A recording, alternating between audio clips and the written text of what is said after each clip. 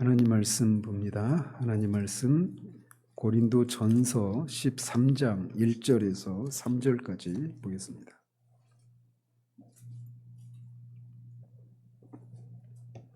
고린도전서 13장 1절에서 3절까지 같이 읽겠습니다.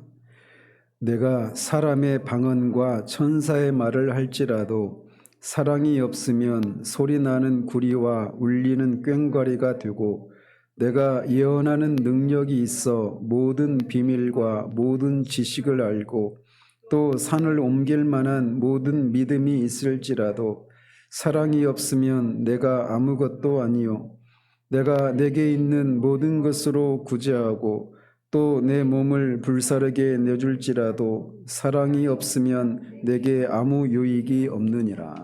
아멘. 지난주부터 성령 충만과 성령의 은사와의 관계에 대해서 살피고 있습니다. 그래서 지난주에는 우리가 흔히 성령의 열매만을 강조하거나 또는 은사만을 강조하는 이런 그 양극단에 우리가 처해서는 안 된다고 말씀을 드렸습니다. 이 열매와 은사, 이 두 측면을 조화롭게 연결할 필요가 있다고 말씀드렸습니다. 이 열매와 은사는 상호 배타적이지 않고 서로 밀접한 관계를 맺고 있기 때문에 열매 못지않게 은사 역시 우리가 사모하고 추구해야 된다라고 말씀드렸습니다.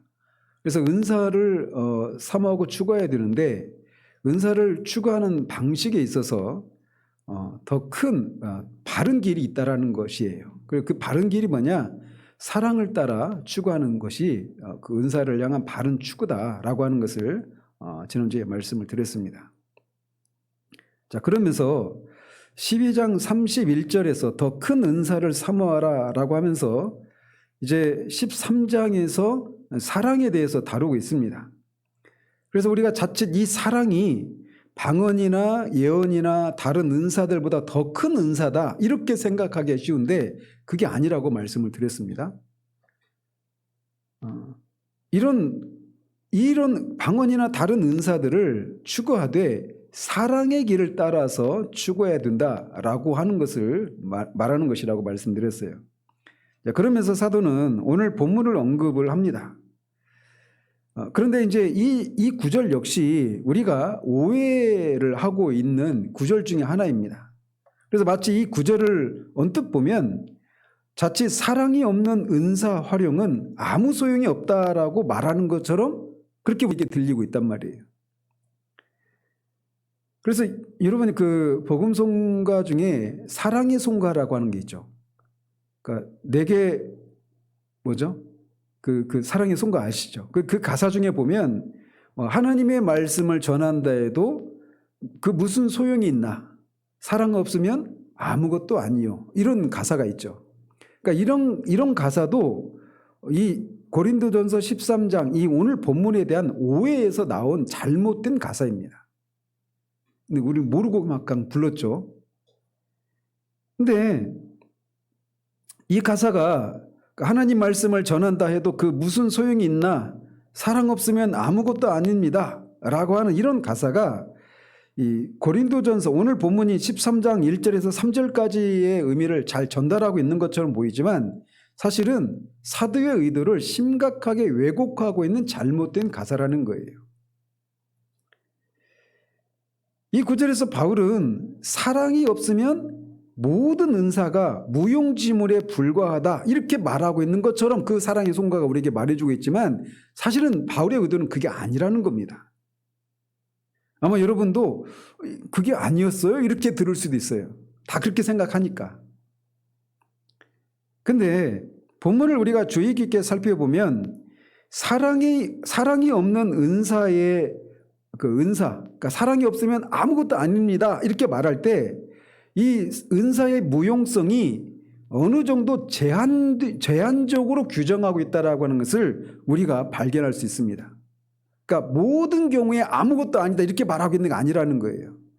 은사가 사랑이 없으면 그 모든 은사들이 아무짝에도 쓸모가 없다 이렇게 말하고 있지는 않다라는 거예요. 사랑이 없으면 방언은 1절 같은 경우는 그렇죠. 내가 사람이 방언을 하고 천사의 말을 할지라도 내게 사랑이 없으면 아무것도 아니다 이렇게 얘기하죠. 그런데 이것을 보면 사랑이 없으면 다른 이에게 그 사랑이 없으면 방언의 경우에는 방언의 은사의 경우에는 다른 사람에게 무익한 반면 방언 이외에 다른 은사들은 다른 사람에게 유익이 없다 이렇게 말하지 않고 누구에게 유익이 없다고 제안하고 있습니까? 그렇죠. 네 개죠. 자기에게 유익이 없다 이렇게 말하고 있어요. 그러니까 근데 그냥 사랑이 없으면 모든 은사가 다 그냥 나나 다른 사람 모두에게 아무 소용이 없다 이렇게 말하는 것처럼 우리가 오해를 해왔단 말이죠. 근데 사랑이 없으면 어떤 유익하지 않다라고 말하는 것이 방언의 경우에는 모든 사람에게 유익이 없고 방언 이외의 다른 은사들의 경우에는 나에게 유익이 없다 이렇게 유익이 없다라고 하는 것을 제한하고 있다라는 겁니다. 이런 식으로 우리가 이해를 못 해왔단 말이에요. 그래서 사랑이 없으면 그래서 13장 2절과 3절에 보면 각각 내가 아무것도 아니요 내게 유익이 없다 이렇게 말합니다. 그러니까 근데 1절에는 내게라고 하는 이런 제한된 그런 표현이 없죠. 그래서 내가 가진 모든 것으로 구제하고 내 몸을 불살하게 내어주는 열심으로 봉사하면 나에게는 유익이 없지만 나의 그 봉사, 사랑이 없는 잘못된 동기로 인한 그 섬김이지만 다른 사람에게는 유익이 될 수 있다는 겁니다. 그러니까 이 차이를 아시겠죠? 은사를 사랑을 따라 활용하지 않고 자기 과시와 자기 영광을 위해서 사용했다면 그것은 성령을 따라서 행하지 않고 육신의 소욕을 쫓아서 봉사한 것입니다. 그래서 그 결과 자기는 불살에게 내어주고 자기의 모든 것을 전 재산을 바쳐서 구제를 했지만 그것이 다른 사람에게는 그 섬김을 받는 사람에게는 유익이 되겠지만 자기에게는 유익이 되지 않는다. 그리고 그렇기 때문에 하나님께도 인정을 받지 못한다라고 말하고 있는 거예요. 그러니까 마태복음 7장에서 주님의 이름으로 권세도 행하고 귀신도 쫓고 선지자 노릇하고 이런 일을 했잖아요. 근데 그 정작 그런 섬김을 통해서 누군가는 귀신이 쫓겨나면 받는 그런 유익을 얻었겠죠. 어떤 병이 고쳐지는 유익을 얻을 수 있었겠죠. 그 사람들의 섬김을 통해서. 근데 정작 본인은 주님이 모른다라고 하는, 그래서 그 섬김이 그 은사의 활용이 자기에게는 자기에게는 유익이 되지 않는 그런 경우가 바로 거기에 해당된다고 할 수가 있습니다. 하나님 나라의 원리를 따라서 하나님 나라의 영광을 위해서 일한 것이 아니기 때문에 그런 사람의 경우에는 하나님의 나라에서 상급이 없다는 거죠. 한편 이렇게 우리가 사랑이 없이 이기적이고 육적인 그런 동기와 목적을 가지고 주의 일을 해도 교회에 유익이 되고 다른 사람들에게 도움이 될 수 있습니다. 주님께서는 그릇된 욕망을 가지고 하나님 나라의 일을 하는 사람들의 은사와 열심과 수고를 통해서라도 주님의 교회와 백성들을 유익하게 하십니다. 그러니까 대표적인 사례가 있다면 출애굽해서 광야에서 성막을 짓지 않습니까? 성막을 지을 때 그 재료가 다 어디서 나왔어요? 애굽 사람들이 준 그 선물을 가지고 성막을 지었단 말이에요. 바울은 오늘 본문에서 사랑이 없는 모든 은사는 무용지물이라고 말함으로써 그 제한적인 유용성, 그 사랑이 없이 행한 은사라 하더라도 자기에게는 유익이 없을지 몰라도 다른 사람에게는 유익이 될 수 있잖아요. 그래서 그 다른 사람에게 유익이 될 수 있는 이런 것까지 다 깡그리 무시한 채 사랑이 없는 은사는 다 무용지물이다 이렇게 말하고 있지 않다라는 겁니다. 그래서 그 언어 선택에 있어서도 매우 각별한 주의를 기울이고 있는 거예요. 그래서 말씀드린 것처럼 13장 2절과 3절에서는 내가 아무것도 아니요 내게 유익이 없다 이렇게 말하는 반면 1절에서는 내게 유익이 없다 이런 말을 하지 않고 있는 겁니다. 그 은사마다 다르다라는 겁니다. 이런 차별을 두고 있는 것은 사랑이 없는 방언은 다른 은사와는 달리 다른 사람에게도 유익이 되지 못하기 때문에 이런 구별을 두고 있는 겁니다. 그런 의미를 소리나는 구리와 울리는 꽹과리가 되고라고 하는 이런 수사적인 표현을 통해서 이 의미를 효과적으로 전달하고 있는 겁니다. 방언의 경우에는 그 무용성의 대상이 자기에게만이 아니라 공동체 전체로 확대하고 있어요. 그런 면에서 모든 은사들 중에 방언이 교회에 가장 무익한 것이 될 수가 있는 겁니다. 그러니까 통변의 은사가 없이 행한다는 말이죠. 그리고 방언을 우리가 그렇게 많이 잘못 사용하는 경우들이 있잖아요. 방언을 하는 나를 다른 사람한테 과시하고 막 이런 용도로 방언을 사용하는 경우들이 많습니다. 제가 그 전철에서 어떤 사람이 천국 갔다가 온 막 그런 천국 체험에 대한 얘기를 하면서 막 복음을 전하더라고요. 그리고 그것도 저는 잘 수납이 안 되지만 그냥 100번 양보해서 어쨌든 뭐 복음을 증거했으니까 전도했으니까 좋다 쳐요. 근데 마지막에 갑자기 막 방언으로 막 얘기하는 거예요. 전철에서. 그 뭐하러 해요? 다 자기 과시죠. 근데 자기 과시와 만족을 위해서 교회에서 이해할 수 없는, 알아들을 수 없는 방언을 무질서하게 하는 것은 교회에 아무런 도움이 되지 않을 뿐만 아니라 오히려 혼란과 갈등만 조장할 뿐입니다. 그게 고린도 교회가 처한 상황이 바로 그런 것이었잖아요. 바로 그런 이유 때문에 바울은 방언을 성령의 은사 목록 중에 가장 마지막에 위치시키고 있는 겁니다.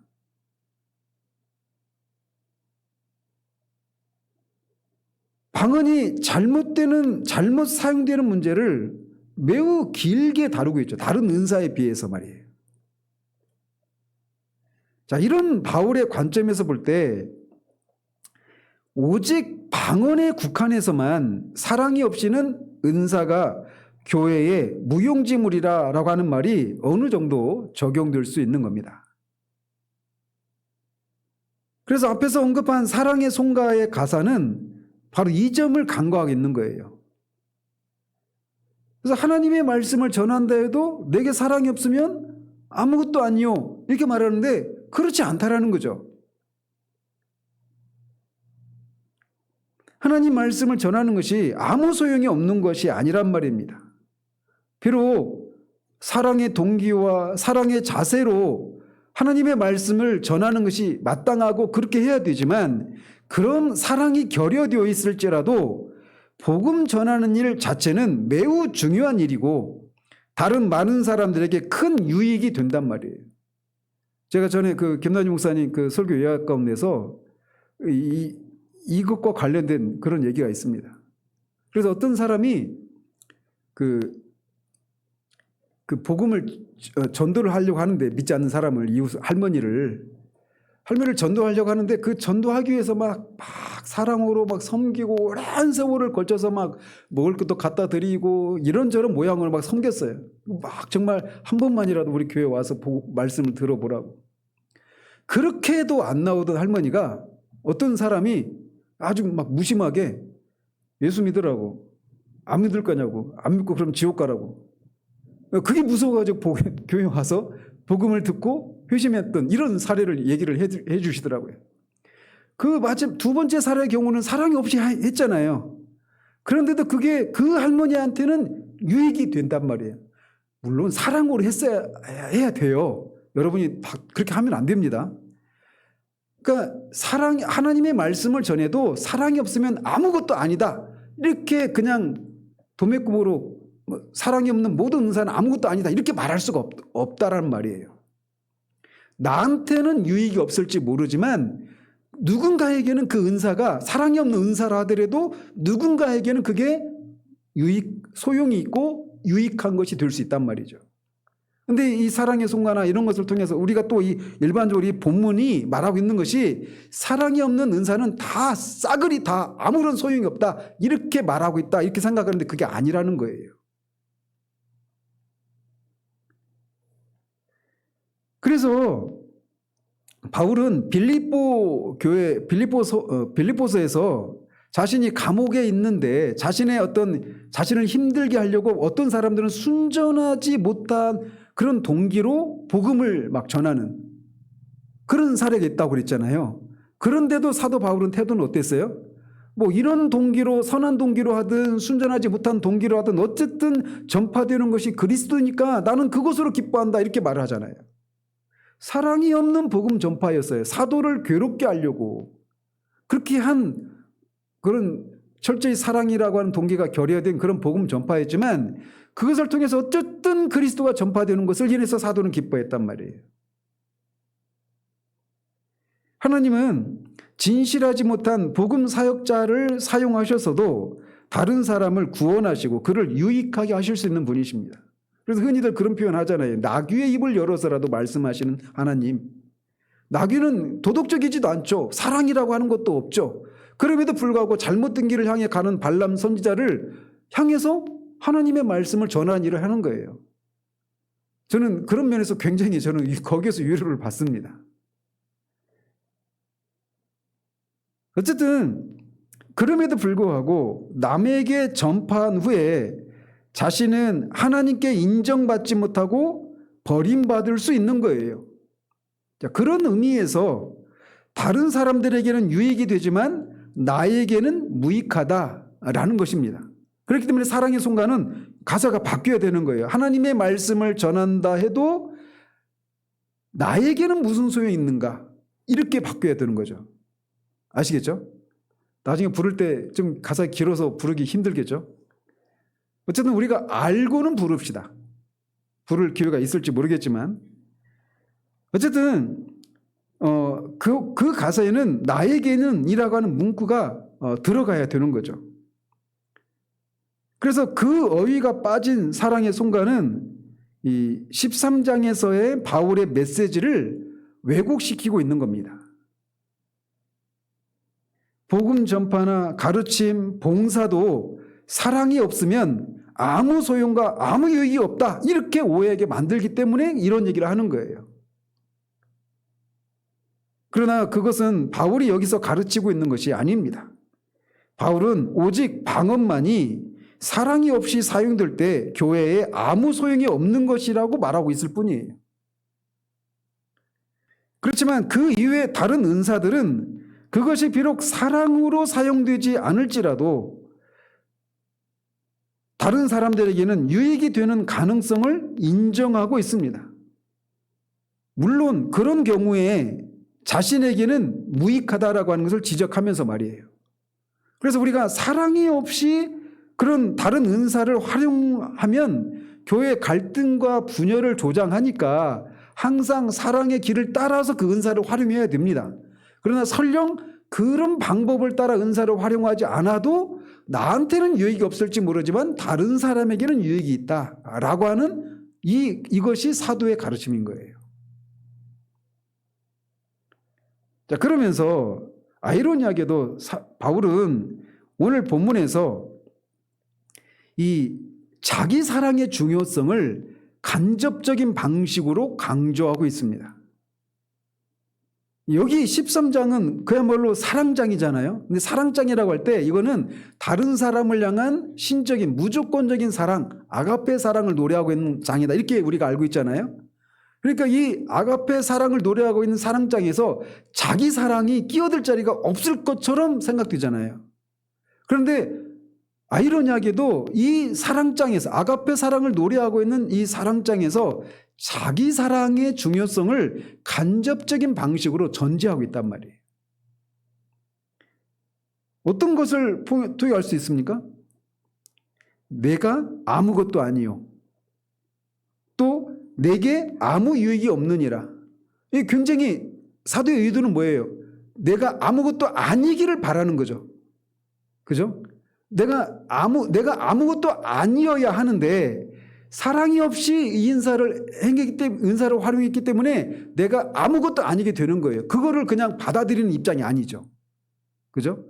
내게 아무 유익이 없다. 이거를 그냥 받아들이려고 이런 얘기를 하는 게 아니란 말이에요. 사도의 진짜 의도는 뭐예요? 내가 나한테도 유익이 되기를 바라는 거죠. 근데 유익이 되는 방식이 뭐예요? 사랑의 길을 따라 은사를 활용할 때 나한테도 다른 사람한테도 유익이 되는 거죠. 그래서 내가 은사를 열심히 활용하면 큰 일을 성취하고 또 다른 사람도 유익하게 할 수 있지만 내 자신을 잃어버리면 무슨 소용이 있겠는가, 이런 의미가 내포되어 있는 거예요, 이 말씀에는. 그래서 우리가 그 누가복음에 있는 것처럼 한 사람이 천하를 얻고도 자기 생명을 잃으면 무슨 소용이 있으리요라고 하는 이 말씀을 연상시키는 이런 표현이 연상시키는 내용이 이 표현 속에 들어있는 겁니다. 따라서 자기를 바르게 사랑하고 자기의 참 생명을 발견하는 자가 되어야 한다라고 하는 메시지가 암묵적으로 전제되어 있어요. 그래서 아이러니하게도 이 아가페 사랑을 노래하고 있는 이 13장 안에 참다운 자기 사랑을 강조하고 있단 말이죠. 간접적인 방식이지만 말이죠. 바울이 소개하고 있는 아가페 사랑은 자기 사랑을 배제하는 사랑이 아니라 자기에 대한 바른 사랑을 포함한 폭넓은 사랑입니다. 우리는 아가페 사랑하면 자기를 미워하는, 자기를 부인하는, 그래서 자기를 철저히 비우고 희생하는 이런 거를 연상하잖아요. 그런데 그렇지 않단 말이에요. 인생에 있어서 가장 큰 불행은 자기를 바로 사랑하지 못하는 것에서 연유합니다.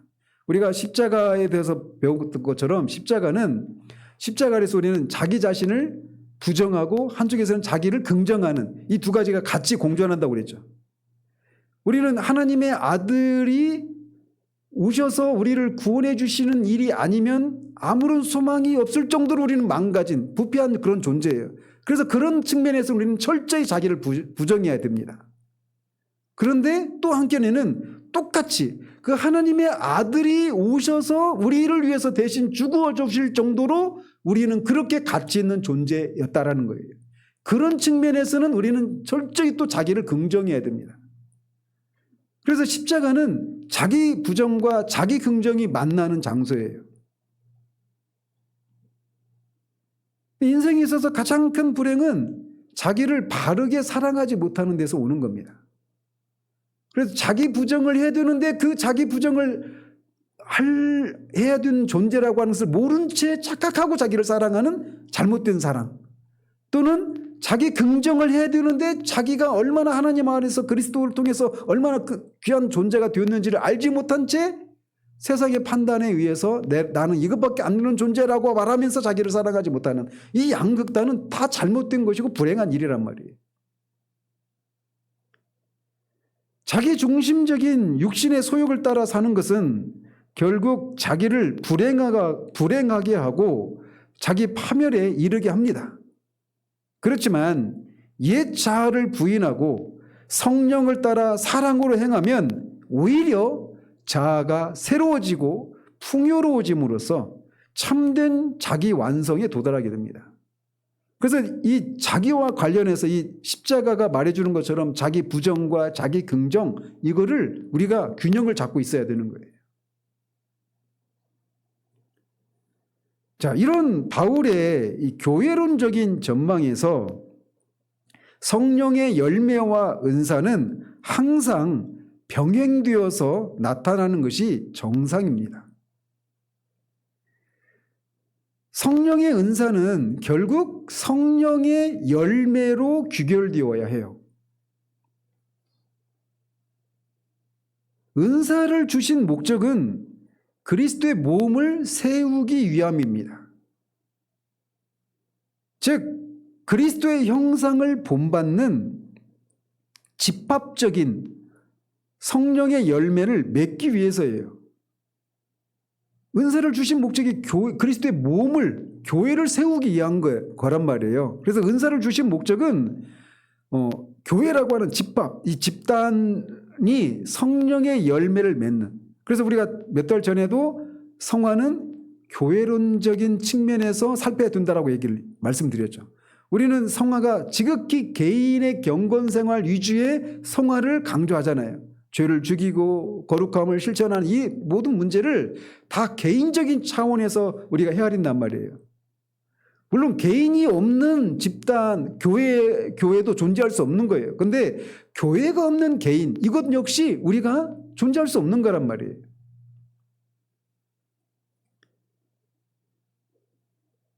은사를 주신 목적이 이렇게 그리스도의 몸을 세우기 위해서이고, 즉 그리스도의 형상을 본받는 집합적인 성령의 열매를 맺기 위해서 은사를 주시는 것인데, 그렇지만 이 성령의 은사가 이런 본래의 목적의 역행에서 사용하는 잘못된 사례들이 발생할 수 있죠. 그리고 실제로 교회 안에서 이런 사례들이 너무나 많습니다. 즉 성령의 은사를 주신 목적은 교회를 통해 성령의 열매를 맺도록 하기 위해서 주신 것인데, 그렇지 못한 사례들이 많이 발생한단 말이에요. 그래서 성령의 은사가 성령의 열매를 동반하지 못하고 오히려 육신의 일들을 조장하는 그런 요인으로 작용하기도 하는 겁니다. 대표적인 사례가 고린도 교회예요. 거기에는 그 교회는 굉장히 많은 은사들이 나타났습니다. 근데 그 은사가 있는 것을 사도는 하나님께 감사했어요. 고린도전서를 잘 읽어보시면 그런 은사를 인해서 그들이 잘못 사용하는 것 때문에 혼란과 분열이 일어나고 있었지만, 그 은사 자체를, 그래서 하나님의 은사를 다 걷어가 버리시기를 이거 구하지 않았어요. 은사를 주신 궁극적인 목적이 무엇인가를 그들에게 제시해주고, 그 목적에 따라 그 은사를 어떻게 사용하는 것이 바른 길인지 이거를 가르쳐 주기 위해서 13장이 기록된 겁니다. 바른 길이 뭐다? 사랑의 길을 따라서 그 은사를 활용해야 되는데, 그 은사를 활용하는 궁극적인 목적은 뭐냐? 교회가 성령의 열매를 풍성히 맺히는 거, 교회가 성령으로 충만해지는 거, 이걸 위해서 은사를 주셨다라는 거예요. 그러니까 은사를 배격해서도 안 돼요. 그 은사를 간절히 찾고 추구해야 됩니다. 근데 그 은사를 추구하고 찾되, 그리고 활용하되, 그거를 사랑을 따라서, 사랑의 동기로 그 은사를 활용해야 된다. 이걸 가르쳐 주기 위해서 13장을 기록하고 있는 거예요.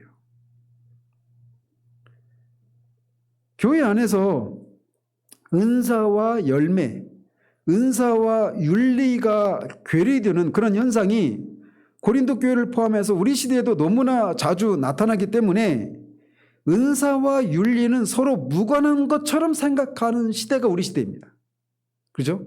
그래서 흔히 생각하는 게 뭐냐면, 성령의 열매는 육체의 소욕을 부인하고 성령의 소욕을 쫓는 거예요. 그러니까 그 과정에서 우리 안에서 막 그런 투쟁이 있죠. 성령의 열매를 맺히는 과정 가운데서. 그래서 성령의 열매는 육체와의 투쟁을 전제하지만 성령의 은사는 그렇지 않다라고 하면서 성령의 열매와 성령의 은사를 그런 식으로 구별하는 사람들도 있습니다. 물론 성령의 열매는 육체의 소욕을 거부하고 성령의 인도하심에 순종한 결과로 산출되죠. 그죠? 근데 이에 비해서 성령의 은사는 이런 순종의 근거에서 주어지는 것이 아니라고 하는 점에서 이 주장은 옳아요. 성령의 은사는 우리가 성령의 인도하심에 순종해서 우리에게 주시는 게 아니잖아요. 그죠? 그런 면에서 성령의 열매를 맺는 그 과정이나 성령의 은사가 우리에게 주어지는 것은 이런 면에서 차이가 있는 것이 맞아요.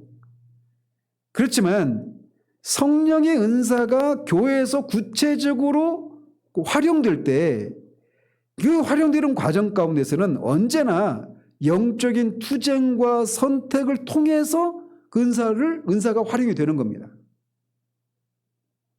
주어지는 것은 우리가 성령의 인도에 순종해서 주어지는 건 아니지만, 그 성령께서 우리에게 은사를 주시고 그 은사를 우리가 활용할 때는 우리 안에서 그런 투쟁이 있다는 거예요. 그죠? 따라서 성령의 열매는 이런 육체의 투쟁을 전제하지만 은사는 육체의 투쟁을 전제하지 않는다. 이렇게 말하는 것은 그런 측면에서는 옳지 않단 말이에요. 교회 안에서 모든 은사에 나타나면은 육체의 소욕을 따르거나 아니면 성령을 따르는 윤리적인 선택, 우리 안에서 그런 이걸 이렇게 할까 저렇게 할까라고 하는 이런 투쟁, 선택 이런 것이 반영되어서 나타나는 겁니다. 그러니까 방언을 할 때도 내가 방언을 하면 이게 다른 사람한테 유익이 될까 안 될까 이런 것들을 막 헤아리면서 하는 거란 말이에요. 이 과정이 짧건 길건 간에 말이죠.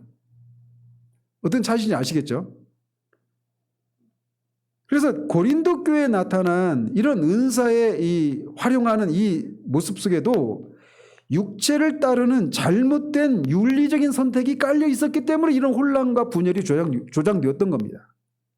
그러니까 사랑의 길을 따라서 행했으면 그런 막 이런 방언을 다른 사람도 알아듣지 못하는 이런 방언을 막 하는 것을 통해서 예배를 혼란스럽게 하고 내게 어떤 영적인 뭐 과시를 하는 것을 통해서 분열을 일으키는 이런 일을 하지 않았을 거 아니겠어요? 근데 이런 것을 이런 육체를 따르는 그런 결과 그런 잘못된 은사 활용이 나타났단 말이에요. 그래서 은사를 활용하는 데는 어떤 육체의 투쟁을 전제하지 않는다 이렇게 말할 수가 없는 겁니다. 항상 윤리적인 선택의 결과 은사를 활용하는지 안 하는지가 나타나는 거란 말이에요. 고린도 교인들이 아무런 영적인 투쟁 없이 은사를 나타낸 것 같지만 실은 이렇게 싸우려고 하는 노력도 없이 그냥 육신에게 져서 육신의 소욕을 따라서 은사를 발휘한 것입니다. 그 결과 혼란과 분열이 조장되었던 겁니다. 따라서 은사 역시 열매와 마찬가지로 육체의 소욕과 성령의 소욕 사이의 그런 소욕 사이의 갈등의 구조 속에서 이해되어야 하는 거예요. 성령의 은사가 교회에서 구체적으로 나타날 때는 언제나 윤리적인 선택을 통해서 나타납니다. 은사는 윤리적인 선택과 무관한 그런 어떤 중립적인 입장에서 발휘되는 것이 아니에요.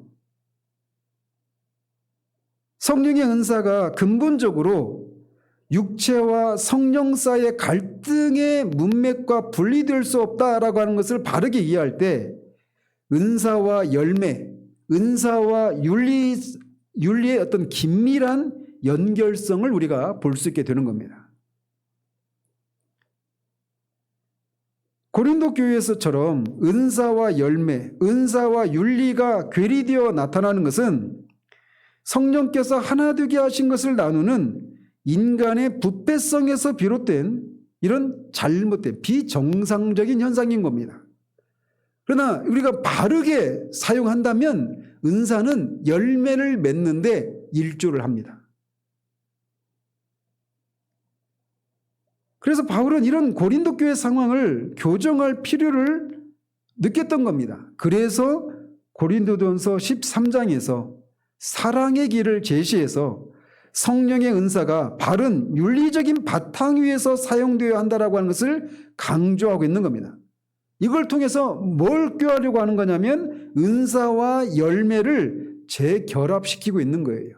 이게 따로따로 떨어져 있는 무관한 것이 아니라고 하는 것을 그들에게 가르쳐주고 있는 겁니다. 앞에서 말씀드린 것처럼 은사를 주신 목적이 뭐라고요? 그리스도의 몸을 세우기 위해서요. 집단적으로 성령의 열매를 맺도록 하기 위해서 은사를 주신 거란 말이에요. 그러니까 은사와 열매가 따로 분리되어 있는 것처럼 우리가 흔히 생각하잖아요. 왜? 우리 현실에서는 성령의 열매가 없이도 성화가 되어 있지는 않은데도 얼마든지 많은 은사를 활용하는 이런 모습들이 있잖아요. 막 은사 막 귀신 쫓고 뭐 방언하고 우리 주변에는 많이 없지만 그런 사람도 있잖아요.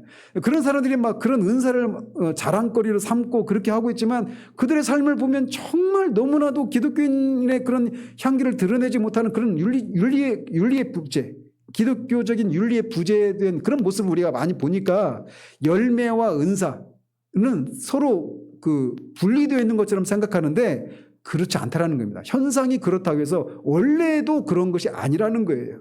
그래서 그거를 지금 사도가 가르쳐주고 있는 거란 말이죠. 동시에 그는 은사와 윤리가 분리되는 불행한 사태를 발생하게 하는 육신의 소욕을 제어하는 영적 투쟁을 고린도 교인들에게 요구하고 있는 겁니다. 그래서 고린도전서 이제 이 4절 13장 4절에서 7절까지에서는 고린도 교인들이 부인해야 할 옛사람의 속성들을 명시하고 있는 거예요. 4장 어떻게 시작합니까? 사랑은 오래 참고 이렇게 시작하죠. 근데 이 오래 참아야 되는데, 오래 참음이라고 하는 사랑의 길을 따라서 은사를 활용하는 것을 통해 그리스도의 몸을 세워야 되는데 이들이 그렇지 않고 있다는 겁니다. 그러니까 오래 참음 대신에 뭐가 있는 거예요? 오래 참음의 반대 개념이 뭡니까? 조급함.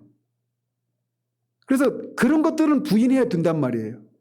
조급함, 투기, 사랑은 투기하지 않죠. 그러니까 투기하는 거.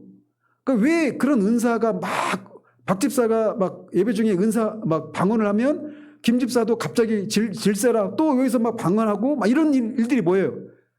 그 한 사람이 그렇게 하면 아, 저 사람이 신령한 사람이고 해서 목사한테 사람하고 교인들한테 존경받는 것에 대한 질투와 투기 때문에 그렇게 한단 말이에요. 근데 이 은사를 활용할 때 그런 투기를 부인해야 된다는 겁니다.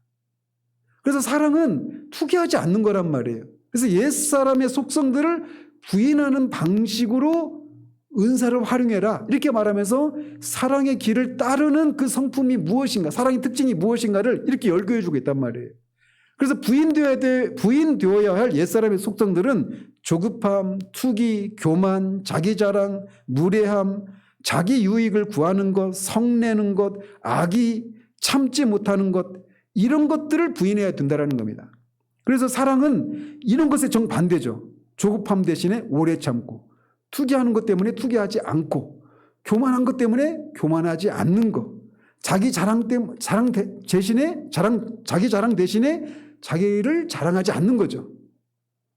자기 사랑은 무리하지 않죠. 그런데 이 육신의 소욕은 무리한 겁니다.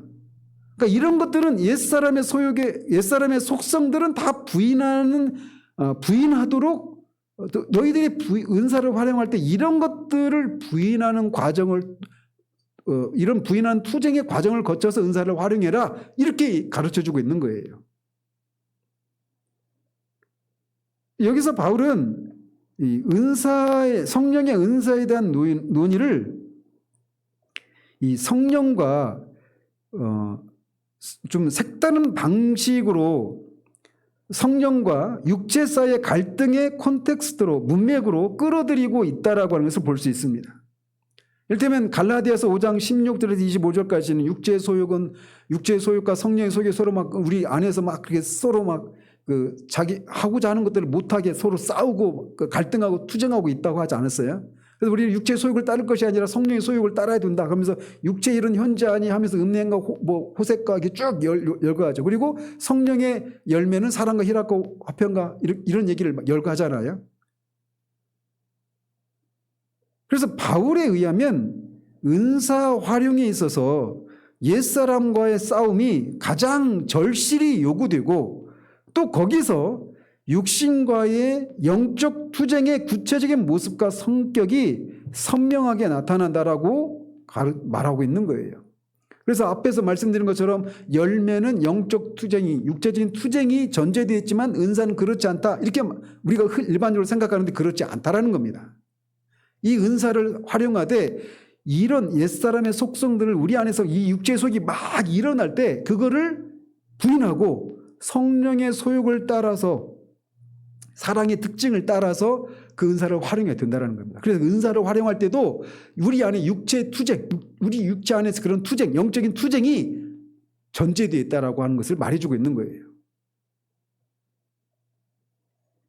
바울은 사랑과 자기 부인을 이 일반적인 성화론에서처럼 개인 경건 생활이라고 하는 좁은 범주 안에서만 논의하고 있지 않습니다. 사랑과 자기 부인을 서로 섬기는 공동체적인 삶의 배경 속에서 논하지 않을 때 이런 덕목들은 종종 개인주의적인 경건의 산물로 이해되기 쉽습니다.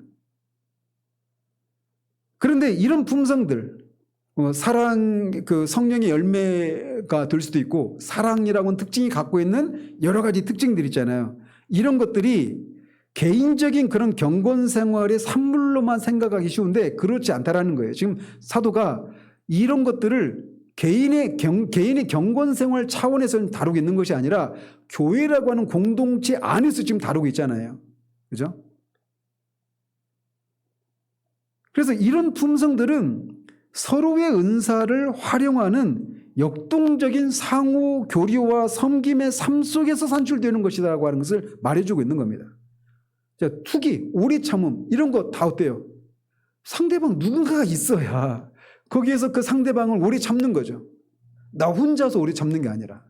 그죠? 다른 사람과의 관계 속에서 이런 성품들이 길러지는 거란 말이에요. 바울은 섬김의 장을 공동체적인 성화를 이해하는 1차적인 그런 문맥으로 삼고 있습니다. 그래서 성화는 은사를 통해서 사랑을 실천하는 공동체적인 삶 속에서 이루어지는 겁니다. 이런 공동체를 떠나서 혼자 막 사막에 가서 금식하고 그런 세상과 단절을 하고 그렇게 하나님 앞에 고도의 그런 어떤 금욕주의적인 그런 삶을 사는 것을 통해서 성화를 이루는 것이 아니라고 말하고 있는 거예요.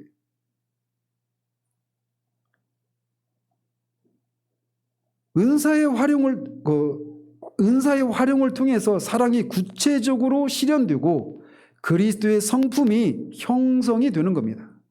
그러니까 교회 안에서 그냥 이렇게 은사, 자기에게 하나님 주신 은사가 다양하게 있을 수 있잖아요. 꼭 방언, 신유, 예언, 귀신 쫓고 이런 것만 은사가 아닙니다. 교회 그리스도의 몸을 세우기 위해서 하나님이 각자에게 주신 은사가 있단 말이에요. 그런데 그런 은사의 활용을 통해서 사랑이 구체적으로 실현되고 그 과정을 통해 그리스도의 성품이 형성이 되는 겁니다. 따라서 개인과 공동체의 성화에 있어서 은사는 필수적인 요소인 거예요. 은사를 활용하는 것을 통해서 이런 성품이 길러지는 거니까. 그러니까 은사가 없이 성화를 이룬다. 그래서 열매와 은사는 구별되어 있는 것이다. 단절되어 있는 것이다. 관계없는 것이다. 이렇게 생각해서는 안 된다라는 거예요. 오히려 은사를 활용하는 공동체적인 이 삶 속에서 이 은사를 활용하는 것을 통해서 은사를 통해 사랑을 실천하는 것을 통해서 이런 성품이 성화를 이루는 것이 그런 과정 속에서 이루어진단 말이에요. 그래서 열매와 은사는 불가분리의 관계를 맺고 있다는 겁니다. 근데 오늘날 우리는 은사와 열매가 서로 아무 상관없이 있는 것처럼 공존하는 것처럼 그렇게 보여지는 현실을 우리가 너무나 오랫동안 보고 있기 때문에 마치 이것이 아무런 관계가 없는 것처럼 생각하는데 그래서 은사보다는 열매를 왜 은사만을 강조하는 사람들에게서 보이는 어떤 광신적인 기독교적인 윤리의 그런 모습이 하나도 거의 드러나지 않는 이런 사람들의 모습 보면서 은사를 막 폄하시키고 그 가치를 평가절하하는 이런 것들이 우리 가운데 있잖아요. 우리는 늘 어떤 이쪽에서 이쪽 극단에서 저 극단으로 이렇게 반동을 하는 이런 성격이 있기 때문에 그런 생각을 갖기가 쉬운데 그렇지 않다라는 겁니다. 은사의 활용을 통해서 열매를 맺는 거예요. 근데 안타깝게도 이런 은사와 성화와의 긴밀한 관련성을 제대로 이해하지 못하고 있단 말이죠. 그래서 보통 열매는 교인들의 성화의 목적을 둔 반면 은사는 교회 사역과 관련된 것으로 봅니다. 우리도 흔히 그렇게 생각하죠. 그래서 장신대 현요한 교수라는 분은 이렇게 말을 했어요. 성령의 열매가 우리의 행위와 성품의 성화를 나타내는 것이라면 성령의 은사들은 사역의 능력과 효력을 나타내는 것이다. 성령의 열매는 우리 자신의 영적인 생명과 불가분리이지만 성령의 은사들은 기능적이어서 생명과 분리적이 아닌 것으로 나타난다. 이렇게 얘기를 했어요. 그리고 이게 마치 지금까지 그냥 우리는 이렇게 받아들여져. 그런데 열매는 성화론적인 반면 은사는 사역적인 것이다. 이렇게 단순하게 구분하는 것은 무리가 있단 말이죠. 물론 은사를 잘못 사용하면 그 은사가 성화에 기여하지 못하고 은사와 성화의 연결성이 잠재적으로 와야 되는 것도 사실입니다. 은사를 잘못 사용하면 잘못된 은사의 활용은 성화에 전혀 기여하지 못해요. 그래서 은사와 열매가 서로 분리되어 있는 것 같이 보이는 그런 현상이 나타날 수 있어요. 은사를 잘못 사용하는 경우에. 근데 그럴 경우에 은사는 성화를 목적으로 한 열매와는 다른 기능을 가지고 다른 수준에서 작용하는 것으로 보여진단 말이에요. 보여지기는. 그렇지만 정상적인 성화의 진전은 은사와 열매의 상호작용과 연합의 바탕 위에서만 가능합니다. 열매 없이 은사만이 나타나는 이런 괴리 현상이 발생할 수 있지만 역으로 은사 없이 열매만을 경험하는 것은 불가능합니다. 그러니까 열매 없이 은사가 나타나는 경우들은 비일비재하게 많을 수 있어요. 그런데 반대로 열매는 항상 은사의 활용을 통해서만 나타나는 거예요. 은사의 활용 없이 열매가 맺힐 수 없다는 말이죠. 은사가 성화론적인 기능을 잘 발휘해서 열매로 귀결될 때 참된 영적 성숙이 이루어지는 겁니다. 따라서 성령의 은사는 기능적인 것만이 아니라 영적인 생명의 성장과 불가분리의 관계가 있단 말이에요. 비근한 예로 교회에서 저와 같은 목사가 설교와 가르침과 같은 은사가 없다면, 설교하고 가르치는 은사가 목사에게 없다면 교인들이 정상적으로 성숙할 수 있을까요? 없죠. 그래서 은사가 없이 열매를 맺는 것은 가능하지가 않아요. 은사는 교회 안에서 단순히 사역적인 기능만을 수행하는 것이 아니라 그 사역을 통해서 결국은 공동체적인 성숙과 성화에 기여하는 겁니다. 그러니까 우리가 개인적으로도 성화를 이루는, 영적으로 성숙하려면 뭐가 필요해요? 항상 교회에서 제대로 된 말씀을 가르침 받는 것이 필요한 거예요. 주님의 기도처럼 요한복음 17장 17절에 있는 것처럼 저들을 거룩하게 진리로 저들을 거룩하게 해 주실 것을 구했잖아요. 아버지의 말씀은 진리니이다. 진리를 바르게 선포하고 바르게 가르치는 것을 통해서 거룩해져 가는 겁니다. 공동체적으로 말이에요. 말씀과 가르침의 은사와 사역을 통해서 교회의 구성원들이 변화되고 영적으로 새롭게 되는 성화가 진행되는 겁니다.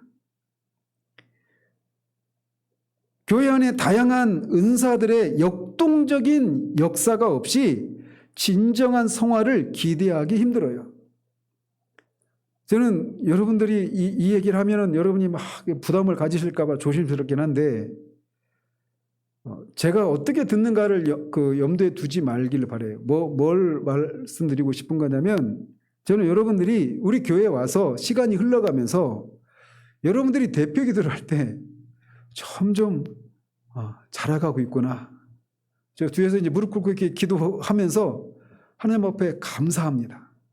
그 부분에 있어서. 시간이 흐르면서 여러분들의 생각이 바뀌고 이 어떤 성경적으로 그 어떤 가치관이나 이런 것들이 이렇게 바뀌어가는 이런 것들을 비관한 예로 여러분들의 대표 기도를 통해서도 저는 확인을 해요. 그래서 은사가 없이는 바른 열매를 맺는 것은 불가능해요. 그래서 은사와 열매를 서로 분리되어 있는 그런 개념으로 생각해서는 안 되는 겁니다. 그런데 일반적으로 성화가 지나치게 개인주의적인 관점에서 이해되었기 때문에 은사의 성화론적인 중요성이 지금까지 바르게 인식되지 못하고 있는 것이 우리들의 현실이에요. 그러나 신약 성경에 의하면 성화는 우선적으로 집합적인 특성을 띱니다. 성화가 이 사랑의 특징을 드러내는 모습이 성화를 이룬 모습이라고 할 수 있잖아요. 앞에 말한 것처럼 오래 참고 투개하지 않고 자기 자랑하지 않고 교만하지 않고 무례하지 않고 자기 유익을 구하지 않고 이게 다 누구의 성품을 드러내는 겁니까? 예수 그리스도의 성품을 드러내는 거잖아요. 그래서 이 성화라고 하는 것은 누군가의 공동체 속에서 관계하고 섬기는 과정 속에서 배양되고 길러지는 거란 말이에요. 그런데 오늘날 성화를 몇 달 전에도 말씀드렸지만 우리는 성화를 지극히 개인의 경건생활 중심으로 성화를 생각한단 말이에요. 그런데 워낙에 이 신약성경에서의 성화는 공동체적인 특징을 그 바탕을 공동체성에 두고 있단 말이에요. 성화에 대한 이 기본적인 개념이. 그리고 성령의 은사는 이런 공동체적인 성화의 핵심적인 역할을 하는 겁니다. 앞에서 그 설교라고 하는 은사를 통해서 교인들이 어떻게 그 열매를 맺는 것을 이렇게 말씀드렸던 것처럼 말이죠. 성령 사역의 개인적인 차원과 집합적인 차원이 유기적으로 연합되어 있기 때문에 성화론은 저번에도 말씀드린 것처럼 근본적으로 교회론의 맥락 속에서 논의되어야 하는 거예요. 개신교는 성화의 은혜가 교회의 제도와 예식을 참여하면 자동적으로 수여된다라고 하는 그 엑스 오페라 오페라토라고 하는 사요적 그런 성사의 사요성을 가르치는 이 로마 카톨릭의 입장을 배격합니다. 즉 사람이 뭐 성찬에 참여하면 자동적으로 그 성찬이 의미하는 그런 효력이 그 사람에게 임한다. 이게 이제 그 성사의 사회적 특징 이렇게 얘기하거든요. 엑스 오페레 오페라토 라틴어로 이렇게 얘기하는데 그게 카톨릭 입장이에요. 우리는 그걸 배격하죠. 그걸 인정하지 않죠. 그렇지만 동시에 개신교는 성화의 개인주의적인 이해를 탈피하고 성화의 은혜는 개인 신자 안에서만이 아니라 우선적으로 교회 안에서 성령의 교제와 은사 활용을 통해서 역동적으로 역사한다라고 하는 사실을 새롭게 인식할 필요가 있어요. 근데 오늘날 이런 교회에 굳이 내가 예수 믿으면 됐지 꼭 굳이 교회를 가야 되느냐라고 하는 사람들이 300만을 헤아린다고 하잖아요. 이건 성경의 가르침하고 아주 동떨어져 있는 그런 현상인 거죠. 그러니까 교회 안에서 그런 은사의 활용을 통해서 교회가 성화되는 이런 모습들을 현실 교회 안에서 잘 보지 못하니까 교회를 아예 떠나버리는 거예요. 아이를 씻긴 목욕물이 더러워졌다 해서 그 더러워진 목욕물과 함께 아이까지 버려서는 되지 않잖아요. 교회가 그런 은사의 활용을 사랑의 길을 따라 은사의 활용을 통해서 교회 공동체적인 성화를 이루는 이런 것이 현실이 없는 것 때문에 교회를 떠날 것이 아니라 내가 거기에 참여해서 그런 교회로 가기 위해서 하나님이 각자에게 주신 은사를 가지고 섬기는 이런 것을 통해서 내가 그 품을 수 없는 사람들을 나한테 상처를 준 사람들을 내가 품고 사랑하고 이런 과정을 통해서 내가 성화되는 거예요. 근데 오늘날은 떠나버리죠. 아이를 씻긴 더러워진 목욕물을 아이와 함께 버리는 그 목욕물과 함께 아이를 버리는 이런 일들이 지금 우리 시대 가운데 정말 너무나도 급속도로 지금 진행되고 있는 거예요. 나중에 이제 교회에 머무른 채로 신앙생활 하는 사람보다 나는 구원받은 그리스도인이지만 교회는 안 나가라고 하는 이런 사람들이 훨씬 많은 시대가 곧 도래할 것처럼 보여요. 저는 제가 볼 때. 지금 뭐 기독교 인구가 한 800만 이렇게 얘기하는데 750만 800만 이렇게 얘기하는데 그중에 300만이 그렇고 있으니까 이게 지금 과장된 얘기가 아니에요. 많은 교인들이 영적인 미성숙의 문제를 안고 있습니다. 그런데 이렇게 은사와 공동체적인 성화의 관계를 생각해 볼 때 그런 현상의 원인이 어디 있을까를 생각해 보면 교회가 제도적으로 경직되어서 성화의 은혜가 활발하게 역사할 수 있는 은사를 활용할 수 있는 이런 채널을 제공해 주지 못하기 때문이다. 이렇게도 볼 수가 있는 겁니다. 무슨 말씀인지 아시겠죠? 은사가 사랑의 길을 따라서 활발하게 역동적으로 활용되는 것을 통해서 이 열매가 풍성하게 맺힌단 말이에요. 그런데 그런 열매가 풍성하게 맺혀지지 않는 이유가 여러 가지가 있겠지만 은사와의 관계를 생각해 볼 때 이 은사를 활용할 수 있는 그런 장을 교회가 교회의 어떤 제도적인 경직된 제도적인 이런 속에서 그런 것들을 충분히 제공하지 않는 것에서 그런 일이 벌어지고 있다. 이렇게 볼 수가 있단 말이죠. 그래서 프린스턴 대학의 사회학자인 윗나우라고 하는 분은 전통적인 교회의 예배와 제도가 평신도의 피동성을 조장하고 있다고 분석을 했다고 합니다. 그리고 그 토저도 그런 얘기를 했어요. 어떤 책에서 읽었는지 그 책까지는 기억이 안 나는데, 그러니까 토저 당시의 그 신앙의 형태를 이제 사회 속에서 일어나고 있는 어떤 현상과 연결시켜서 이렇게 분석을 하는 겁니다. 어떤 거냐면 사람들이 예전에는 직접 스포츠에 자신이 직접 뛰어들어서 운동을 했어요. 이를테면 축구라면 직접 축구를 했단 말이에요. 근데 지금은 어떻게 합니까? 축구 경기를 보죠. 그죠? 야구도 마찬가지예요. 그런 것처럼 옛날에는 내가 직접 거기에 참여를 했는데 지금은 그렇지 않단 말이죠. 근데 그게 사회현상 속에서 막 벌어지고 있어요. 지금은 토저 목사님이 63년에 소천하셨으니까 지금부터 50년 훨씬 지난 이 시대는 훨씬 더 그렇죠. 그렇죠?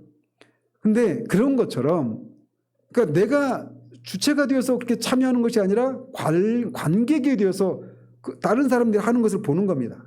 근데 그런 것처럼 신학의 영역에서도 그랬다라는 겁니다. 옛날에는 내가 하나님 앞에 직접 나가서 기도하고 내가 직접 성경을 읽고 내가 직접 하나님과 그런 관계 속에서 그렇게 경건 생활을 이어가는 것들이 주였다면 지금은 그렇게 하는 사람, 소수의 뛰어난 사람들의 것을 간증거리로 듣고 책을 통해서 읽고 하는 것을 통해서 대리만족을 하는 이런 시대가 토저가 살고 있었던 시대의 미국 교회 현실이다. 이렇게 진단을 했는데 지금 우리는 그로부터 한 70년이 지난 이 시대의 한국 교회에서는 이런 모습이 훨씬 더 많은 거죠. 이건 일반 평신도라고 불리는 사람들에게서만이 아니라 목사들도 마찬가지예요. 로이드스를 언급하고 존 오웰을 언급하고 막 제임스 패커 막 수많은 그런 유명한 그런 분들의 책을 얘기하고 하지만 다 남들이 경험하고 남들이 경험한 얘기들을 할 뿐이지 내가 직접 그들이 경험했던 것을 그런 것들을 내가 직접 운동 경기처럼 이렇게 직접 뛰어들어서 하는 이런 신앙 형태를 찾아보기가 쉽지 않은 시대가 우리 시대입니다. 이런 면에서 우리는 우리 시대를 다시 한번 돌아볼 필요가 있어요. 우리는 다 그 시대에 태어나면 그 시대의 아들과 딸이 되기 때문에 우리도 모르게 그렇게 되기가 쉽습니다. 그러니까 말씀을 듣고 한번 은혜를 경험하고 하는 것으로 눈물을 흘리고 하는 것으로 감동을 받고 하는 것으로 끝져버려요. 그걸 통해서 그 말씀이 나한테 주신 그 은혜의 말씀을 내가 진짜 성령께서 내가 맛보게 하시는 이런 것까지 나가야 되는데 그렇지를 못하고 많은 겁니다. 무겁죠. 근데 우리가 이런 면에서 우리 자신을 돌아볼 필요가 있어요. 제임스 패커가 지적했듯이 대부분의 교인들은 단순히 청중이나 관람객과 같은 피동적인 역할에 익숙해 있습니다. 그 결과 이런 모습은 특히 어떤 교회들에서 많이 나타날까요? 교회 규모가 큰 데에서 더 많이 나타나겠죠. 우리 교회는 뭐라도 하죠, 다. 제가 저번에 방 집사님 저번 주에 오후 예배 안 드린다고 하니까 찬양 이제 오후 예배 안 드리니까 찬양 거기서 오는 그 해방감, 여러분이 그 부담을 안고 있는 것이 무엇인지 아는 사람만 그거 누리는 거예요, 그게. 근데 그 얘기를 들으면서 저는 또 어떤 생각을 했냐면, 맞아. 우리 예배가 그냥 제가 혼자 말씀 준비하고 말씀 전하는 것으로 예배가 이루어지는 게 아니지. 누군가가 그런 섬김을 하니까, 누군가가 대표기도도 하고, 누군가가 밥을 주니까 힘을 얻어서 또 그걸 먹고 하고, 누군가가 다 각자의 그런 자리에서 그런 일을 하니까 교회가 이렇게 이런 정도라도 그렇게 세워줄 수 있지. 이런 면에서 너무 감사한 거예요. 그래도 나도 언제 한번 설교 한번 안 하는 주일에 왔으면 좋겠다. 이런 마음이 있어요. 근데 많은 경우에 교회 이 일반 성도들이, 평신도들이 이 표현을 정말 저는 이렇게 사용하고 싶지 않지만, 근데 어쨌든 이렇게 페커가 지적했던 것처럼 관람객처럼 피동적인 그런 역할에 익숙해져 있어요. 그리고 사람들도 그렇게 찾아갑니다.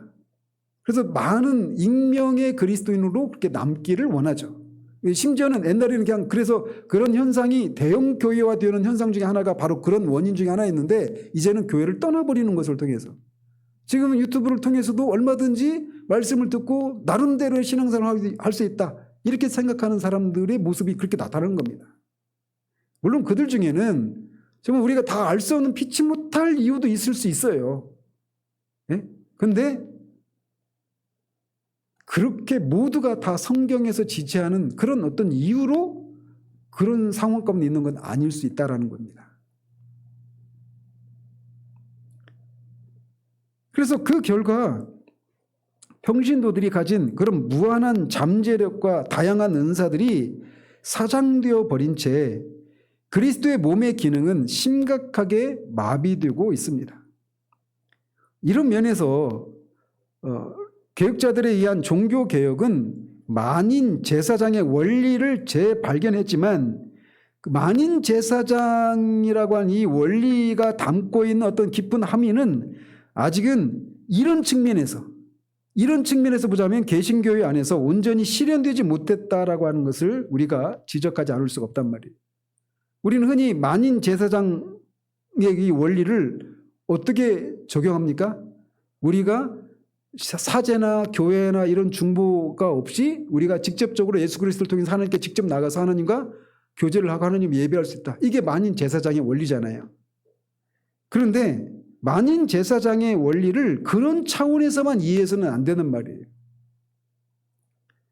만인 제사장이란 모든 하나님의 백성들이 왕 같은 제사장으로서 다 목사만이 아니라 직분자들만이 아니라 정말 그 사람이 정말 그리스도인이라면 그 모든 사람들이 다 왕 같은 제사장으로서 하나님 나라의 일꾼이고 서로 섬기는 작은 목자들이라고 하는 의미가 담겨 있는 겁니다. 만인 제사장이라고 하는 게. 따라서 교회의 모든 신자들이 각자의 은사를 활용해서 서로 섬기는 사역 속에서 만인 제사장의 원리가 구체적으로 실현된다고 볼 수 있는 거예요. 이렇게 교회의 그런 은사적인 측면을 새롭게 강조하는 것은 성경적인 가르침뿐만 아니라 종교개혁에, 특별히 만인 제사장이라고 하는 이 교리의 입장을 충실하게 따르는 것이기도 한 겁니다. 그래서 앞에서도 말씀드린 것처럼 성도 각자가 다 이렇게 만인 제사장으로서 예배하는 것과 예배를 드리는 것뿐만 아니라 교회를, 그리스도의 몸을 세워가는 이 모든 일에 각자가 왕 같은 제사장으로서 그렇게 섬기는 작은 목자라고 하는 이런 입장을 가지려면, 그래서 모든 사람이 다 그렇게 할 수 있으려면 어떻게 해야 되겠습니까? 모든 사람들에게 어떤 그 직분을, 일거리를 맡기는 방식으로 이루어질까요?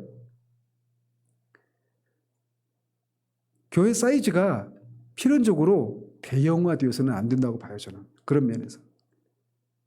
그래서 교회 사이즈가, 저번에도 말씀드렸잖아요.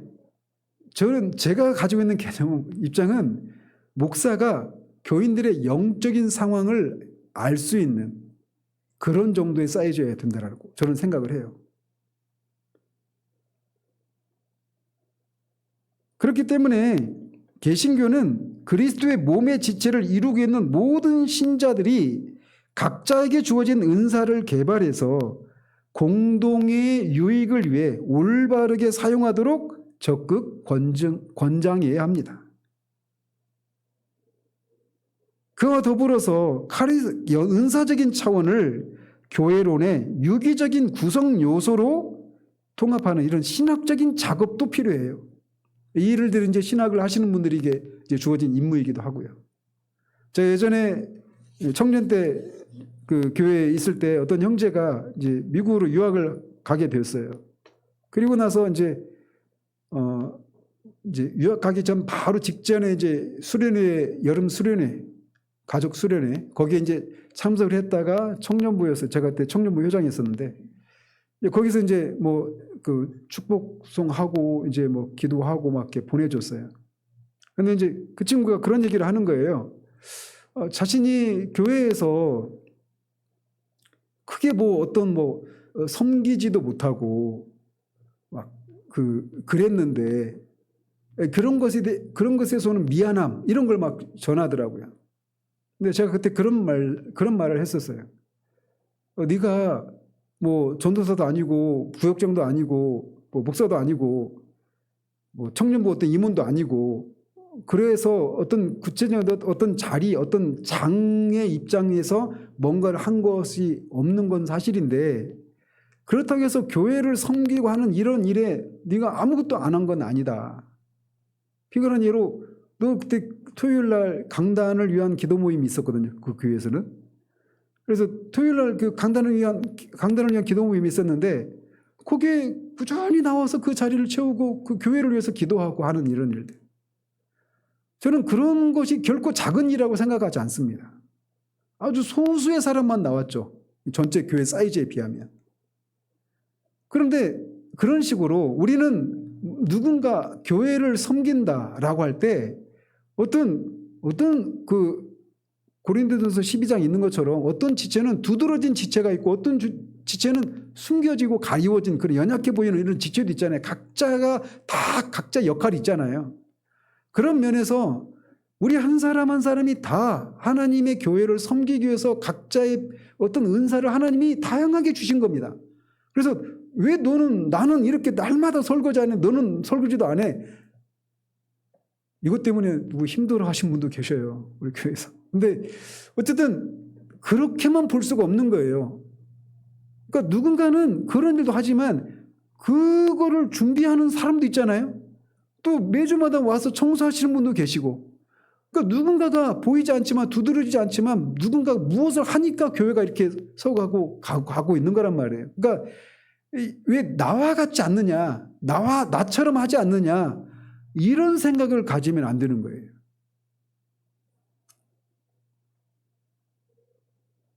자, 이런 입장에서 은사가 열매와는 상관이 없는 것처럼 열매는 성화를 이루는 것과 상관이 있고 은사는 사역적인 측면에서만 상관이 있다, 관계에 있다 이렇게 생각하는 것은 잘못된 거예요. 은사의 사랑의 길을 따른 적극적인 활용을 통해서 열매를 맺는 거란 말이에요. 그런 면에서 모든 사람이 만인 제사장설에 입각해서 그렇게 그리스도의 몸을 세우기 위해서 각자의 역할을 자기의 자리에서 은사를 주신 것만큼 그렇게 하는 겁니다. 하나님은 주신 것만큼 우리에게 요구하시지 주시지 않은 것을 우리에게 요구하시지 않거든요. 자, 이런 인식이 새롭게 되어질 필요가 있는데 전통적인 교회에서 이런 바울의 가르침을 교회 안에 적용하기를 꺼려하는 이유가 있습니다. 왜냐하면 앞에서도 말씀드린 것처럼 그동안 성령의 은사에 대한 관심과 강조가 많은 경우에는 광신적이고 불경건한 형태로 표출되었기 때문에 이런 것을 잘 활용을 하지 않으려고 하는 모습들이 많이 있었어요. 그래서 정반대로 이런 성령의 은사를 강조하는 이런 은사주의 집단에서 많이 이런 성령의 은사를 강조하죠. 그런 데서는 또 어떤 현상이 또 나타나냐면 목사나 이런 사람들의 역할을 또 경시하는 이런 대로도 나타납니다. 그래서 이게 두 가지가 균형을 갖춰야 되는데 어느 한쪽으로 이렇게 치우쳐버린 이런 모습들이 우리 시대가 살고 있는 모습이란 말이에요. 자, 그런 문제를 극복하기 위해서 이 전통적인 교회의 제도적인 측면과 은사적인 차원의 적절한 균형과 조화가 필요합니다. 물론 이것마저도 어떤 교회마다 형편에 따라서 그렇게 하는 것이지, 이렇게 해야 돼, 딱 어떤 가이드라인을 딱 어떤 세워놓고 이렇게 해야 된다, 이런 것도 아닙니다. 평신도의 은사 활용은 목사의 설교 사역과 감독의 직무를 약화시키거나 대체하는 것이 아니라 오히려 서로의 사역을 보완하고 더 효력 있게 하는 유기적인 연결성 속에서 이해되어야 돼요. 근데 옛날에는 그런 얘기를 많이 했어요. 저도 목사지만 저도 목사가 아니었던 때가 있었으니까. 그때도 이제 목사님들이 갖고 있었던 생각 중에 하나가 뭐냐면, 평신도들을 많이 가르치면 목회가 힘들다, 이런 얘기가 있었습니다. 왜냐하면 배우면 막 이제 그 배운 것에 따라서 왜 목사님 이렇게 안 해요 하면서 막 따져들고 이렇게 하니까 힘들다라는 거예요. 그래서 안 가르치는 겁니다. 그래서 오카노 목사님이 평신도를 깨운다 거기서 막 그 신랄하게 비판을 했잖아요. 한국계 목사가 평신도를 병신도로 만들고 있다고. 그렇게 하면서 나온 게 제자 훈련이에요. 평신도를 깨우기 위해서는 제자 훈련을 시켜야 된다. 그것도 한계가 있죠. 제자는 훈련을 통해서 양산되는 게 아닙니다. 말씀을 통해서 성령의 거듭나게 하시는 역사를 통해서 제자가 되고, 제자가 그렇게 진짜 거듭난 신자들이 말씀을, 제대로 된 말씀을 배우고 가르침 받고 교회 안에서 이렇게 은사를 활용하고 섬기는 과정을 통해서 성장해 가는 거란 말이에요. 근데 거기 포커스는 그 말씀을 전하는 것을 통해서 정말 한 영혼이 진짜 회심에 이르는 여기에 무게중심이 가 있지 않아요. 그러니까 제 동기 목사가 그 교회에서 7년을 사역을 했는데 어느 날 저 만나서, 목사님 제자 훈련을 통해서 변화된 사람 한 사람이라도 있으면 저한테 좀 데려와 달라고. 거기서 하고 있는 목사가 그거를 아무리 제자 양을 염소를 아무리 양처럼 살라고 훈련을 시켜도 절대로 양이 될 수가 없는 겁니다. 본질적인 변화가 일어나지 않고는 일어날 수가 없는 거예요. 제자 훈련이 갖고 있는 한계가 그거예요. 그래서 그걸 통해서 교회가 조직화되고 성장은 했지만 부실하죠. 기반이 정말 성경적인 그런 뿌리를 두고 있는가, 진짜 거듭난 사람들의 모임인가라고 할 때는 크리스천이에요. 어쨌든 그래서 이런 어떤 은사를 교회의 성화, 그 집단적인 성화와의 연결성을 우리가 충분히 알고, 여러분이 개인적으로 성화를 이루는 이 삶에 있어서도 공동체가 떨어져서 그냥 내가 혼자 개인적으로 기도하고 개인적으로 말씀의 은혜를 누리고 내가 정말 이런 것을 통해서 내가 개인적으로 성화를 이루는 이게 없단 말이에요. 이런 건 성경적인 성화가 아니란 말이에요. 공동체 안에서예요. 그러니까 교회가 무엇인가에 대한 이 근본적인 질문을 우리가 가져야 되는 거예요. 하나님께서 성령의 은사를 주신 목적은 그리스도의 몸이 정상적으로 성장하게 하기 위해서 주신 것입니다. 은사가 이 목적을 따라 바르게 사용될 때 개인과 교회의 사랑의 열매가 맺히는 성화가 진행되어 갑니다. 따라서 성령의 은사는 개인과 공동체의 성화의 핵심적인 역할을 하는 거예요. 떨어져 있는 게 아닙니다. 이런 바울의 관점이 이 전통적인 교회에 새롭게 반영되어야 합니다. 예배 가운데, 교회의 이런저런 모습 가운데 말이에요. 교회의 성화의 은혜가 활발하게 역사할 수 있는 은혜의 채널이 어떤 식으로든지 교회 형편에 따라 제공되어야 합니다. 그렇게 할 때 교회에 명실공히 만인 제사장의 원리가 구체적으로 실현되고 성령 안에서 역동적인 성화의 은혜가 충만히 나타나게 될 것입니다. 우리 교회가 아직은 여러 가지로 연약하고 미숙하지만 이런 어떤 교회적인 이런 비전을 가지고 우리에게 주어진 날 동안에 하나님 우리에게 이렇게 공동체로 묶어주신 이 날이 우리가 지속되는 동안에, 이 한 공동체로 살아가고 있는 동안에 이렇게 은사를 사랑의 길을 따라 적극적으로 활용하는 것을 통해서 교회가 또 그 공동체 안에 있는 내가 성화를 이루고 열매를 풍성하게 맺혀서 하나님이 우리를 구원하신 궁극적인 목적이 그 거룩한 열매를 맺는 거잖아요. 하나님을 위한 열매를 맺는 거잖아요. 바로 이 성령의 열매를 풍성히 맺는 겁니다. 다른 말로 표현하면. 그렇게 해서 구원의 목적이 온전케 되어지는 그런 모습이 있기를 바랍니다. 생각해 보십시오. 우리가 지금은 아직은 팔팔하지만 10년, 20년 지나서 다 이제 허리도 제대로 못 펴고 저도 서 있지도 못하고 뭐 그런 날도 오지 않겠습니까? 근데 그렇게 나이가 들고 교회도 연륜이 깊어지고 할 때 그냥 교회 숫자가 많아지고 재정이 어떻고 교회가 얼마나 많은 일들을 하고 이런 것에 의해서 교회의 어떤 그 건전성과 교회의 성숙함을 말하는 게 아니라 정말 성령의 열매가 교회 안에 풍성히 맺혀가고 있는지, 그리고 그 교회를 구성하고 있는 성도 한 사람 한 사람이 정말 그렇게 그리스도의 형상을 이런저런 모습에서 드러내고 나타나는 이런 모습을 보이고 있는지, 이것에 의해서 교회를 그렇게 판단할 수 있는 그런 우리가 되기를 바라요. 저는 우리 교회를 향한 기대가 그겁니다. 하나님이 교회를 개척하게 하시고 저한테 주신 마음도 그것이고요.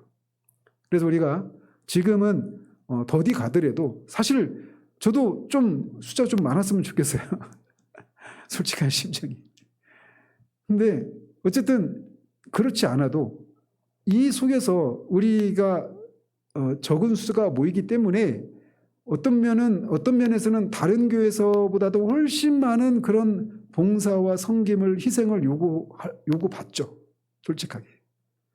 근데 그것을 통해서 그런 은사를 활용을 통해서 교회가 성화를 이루고 나도 그 안에서 성화되어가는 이것을 위해서 내가 하나님이 그냥 관람객으로 청중으로 남도록 하지 않고 여기에 내가 주체가 되어서 나도 제사장이 되어서 여기에 참여하도록 하셨구나, 이런 시각을 가지고 여러분이 즐거운 마음으로 기꺼운 마음으로 그렇게 교회를 섬겨주시기를 바랍니다. 기도하겠습니다. 하나님 아버지, 정말 모든 것이 오그러지고 굽어진 시대 가운데 우리가 살아가고 있습니다. 많은 사람들이 다 자기 중심적인 자기 유익만을 구하며 그렇게 살아가는 시대입니다. 모든 인간이 다 그렇게 타락한 인간이 다 그렇지만 특별히 이 마지막 시대에는 더더욱 사람들이 다 자기 유익만을 구하며 살아가고 있는 그런 시대입니다. 그런 시대의 풍조가 교회 안에도 들어와서 정말 교회로부터 이런저런 유익을 얻기만을 구할 뿐 교회를 하나님이 내게 주신 은사를 활용하는 것을 통해 섬기는 것을 통해서 교회 공동체가 같이 성장하고 성화를 이루어가고 그 안에서 나도 이런 사랑의 열매들이 풍성하게 맺히는 그런 사람으로 빚어져가는 그것을 위해서 교회를 섬기고 교회를 선택하고 교회 안에서 그렇게 적극적으로 참여하는 이런 모습을 찾기가 쉽지 않은 것을 봅니다.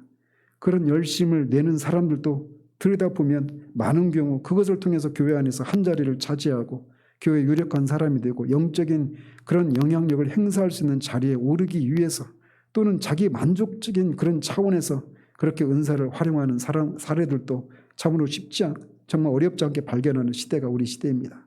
그런 시대 속에서 하나님 우리에게 은사와 성령의 열매와 이 관계를 분명히 알고 하나님 우리에게 각자 주신 그 은사를 사랑으로 그 은사를 적극적으로 활용을 해서 교회를 세우고 교회가 정말 집단적으로 이런 성화의 열매를 풍성히 맺히고 그 안에서 우리도 지체로서 그런 열매를 맺혀가서 우리를 구원하신 궁극적인 목적을 실현해 드리는 그런 우리 교회 될 수 있도록 하나님 붙들어 주시기를 원합니다. 주께서 우리를 붙들어 이렇게 공동체로 묶어주시고 우리가 함께 지내는 동안 그렇게 서로를 정말 그런 시각으로 바라볼 수 있도록 도우셔서 서로를 사랑하고 섬기고 귀하게 여기는 그런 아름다운 공동체로 우리를 세워주시기를 소원하옵고 우리 주 예수 그리스도 이름으로 기도합니다. 아멘.